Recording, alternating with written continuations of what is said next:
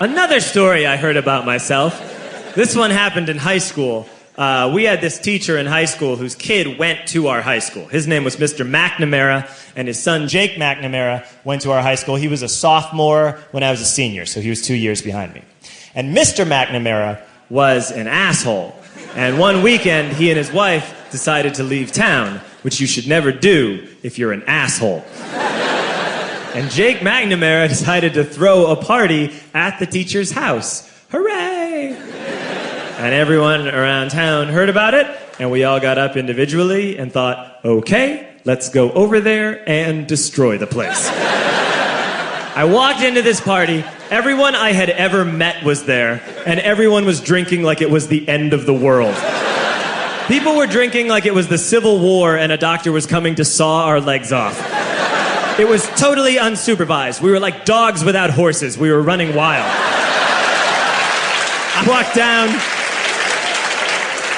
I walked down to the basement. They had a pool table in the basement. One dude took a running start and threw his body onto the pool table and broke it in half. Another kid found out which room was Mr. McNamara's and went upstairs and took a shit on his computer. So the party was going great. I'm standing in the basement, and I'm holding a red cup. You've seen movies. And I'm standing there, and I'm holding a red cup, and I'm starting to black out. And I guess someone said, like, something, something, police. And in a brilliant moment of word association, I yelled, fuck the police! Fuck the police! And everyone else joined in. 100 drunk white children yelling, fuck the police. With the confidence of guys who have, like, already been to jail and aren't afraid of it anymore. You know, that, like, I'll serve my nickel, you come and take me confidence. But white children. The reason someone had said something, something, police was because the police were there.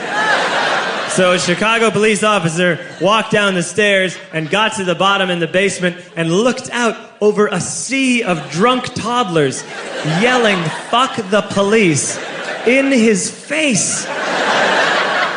And he was almost impressed. He's like, wow. And then he leaned into his walkie-talkie and went, get the paddy wagon. And my friend John, who is now a father, this man now has a baby, he grabbed a 40, smashed it on the ground, and yelled, scatter!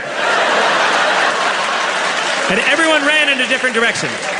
We all ran in different directions. It was like that scene in Ratatouille when the humans come in the kitchen and all the rats go in different ways. We all ran in different directions. I ran into the laundry room, and I jumped up on the washing machine, and I crawled out through a window into the backyard, and now I'm running through the backyard, and there was this big chain link fence, and I thought, I've never climbed a fence that high before. And then I woke up at home.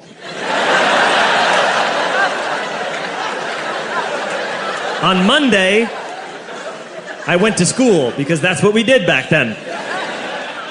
And I'm walking into the school building, and who do I see but Jake McNamara? And he says to me, hey, were you at my party on Saturday? And I said, no. You know, like a liar. And he said things got really out of hand. Someone broke the pool table. Someone took a shit on my dad's computer. But the worst thing, he says, the worst thing is that someone stole these old antique photos of my grandmother, and my parents are freaking out about it. And I had that thought that only blackout drunks and Steve Urkel can have.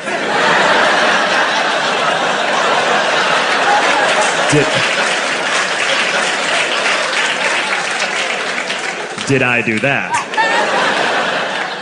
I figured, no, I wouldn't have done that. But I was never sure until 2 years later. Relax. I'm playing video games with this kid named Alex that we also went to high school with. 2 years later, we've graduated by now. We're playing video games for a couple hours. And then Alex says to me, hey, come here, I want to show you something. And he takes me into his bedroom. And then he takes me into a side room off of his bedroom. Never a good thing to have.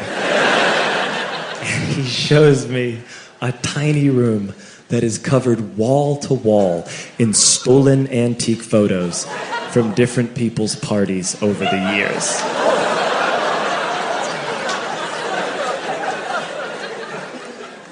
said, why?